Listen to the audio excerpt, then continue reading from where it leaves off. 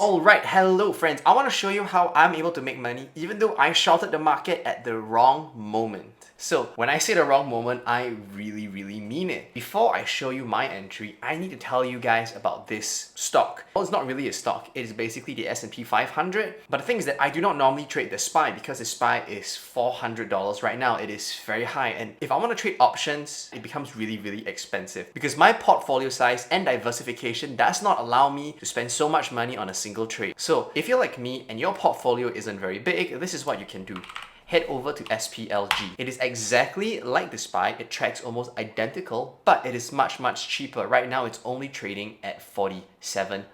So this is why I personally choose to trade the SPLG, especially if I'm doing leverage or options, as it really allows me to fine tune exactly what I want to do. So let's talk about my entry.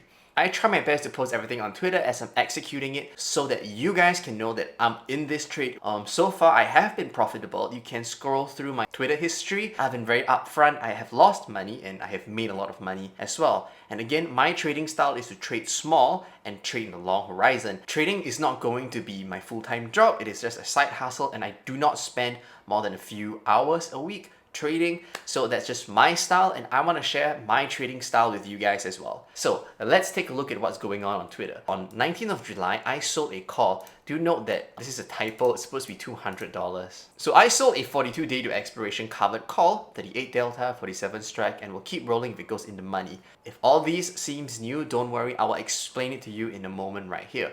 So I traded this and the best part is my entry on the SPLG was right here, very close to $48. This is around the 9th of July. And the sad thing is that when I shorted here, I expected it to move all the way down and then bounce up and continue to hit lower. That was what I anticipated, and I was wrong. What we had was the largest rally we had since the start of the year, so I was completely smashed. The position I took is just, well, wrong. So despite selling a covered call right here, the market rallied. So I sold at a 47 strike price, which means my strike price is right here. So what happened? Well, on the 16th of August, very close to when the expiration was going to happen, it was kind of close to when it was going to expire and I was going to lose quite a big chunk of money. I was going to lose a couple $100 from this trade. So what did I do? Instead of closing out my position, I decided to roll my position. Okay, so rolling a position is simply buying back the option that you sold and selling a new one at a different expiration date. Let me give you an example. So let me head over to Moomoo and I can give you an example. So once again, I am on the SPLG because SPLG is much smaller. Let me show you an example. Right now, the bid ask for September options is only at $1. Which means each options trade, if you were to buy, it's only going to cost you $100 or you will only make $100 per trade depending if you're on the buying side or the selling side. So if I'm going to roll an option, I am going to buy. So let me just press trade. I don't actually want to end up buying anything, but let's say that you set it at the current price, you would want to buy back your option. Oops, I gotta put in a quantity. So you probably just buy an option. I can't because I don't have enough money in this account. And afterwards, you head over to another day, let's say the 52 days to expiration, the October expiration, and then I would simply trade and sell one.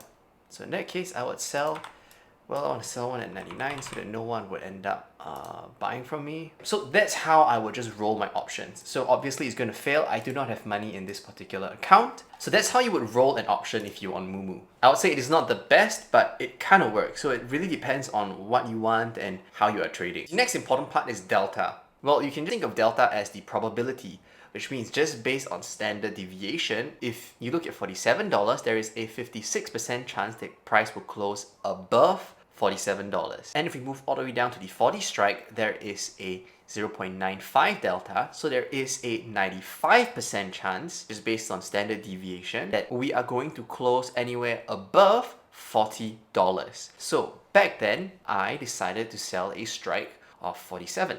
And when price moved all the way up here, I decided to roll my option and I did it for a loss. It was an $80 debit, so I lost money here.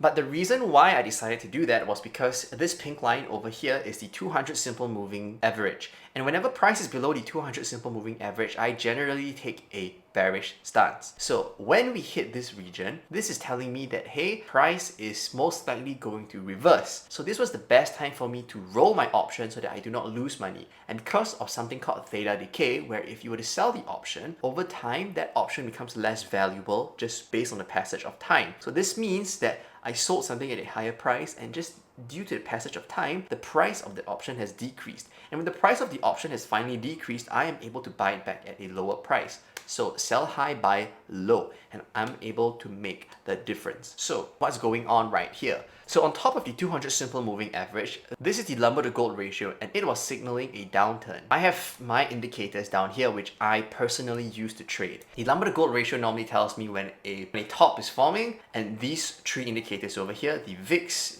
the high-low index, and the McClellan oscillator, these are telling me when we usually find a bottom. So TLDR, a summary, what happened? Well, I shorted the market by selling a call on the 9th of July, and that was around this region over here. The problem was that the price went all the way up. So if I am normally shorting the market, anything above this price would be a loss. But because I didn't simply short the market, I sold an option. That means time is on my side. So price moved up and went all the way down. So even though price is right at this region, it is higher than my entry price. However, due to the passage of time, because it took almost 2 full months, almost maybe 1.5 months, to reach this price level, I was able to make some profits solely based on the passage of time. And it just so happened that I was selling a $47 strike price as well. So I hope this has been helpful for you. I am sharing my style of trading, which I don't see many people doing, which is to not spend so many hours on it. Simple long-term trades. Again, this isn't going to help you become a millionaire, and trading alone isn't going to make me become a millionaire. But being able to trade and make a couple $100s here and there, I think is very beneficial. I have a passion for the healthcare industry, but the healthcare industry doesn't pay very well. So my hobby in trading and finance, a little side hustle here, will help me pay the bills.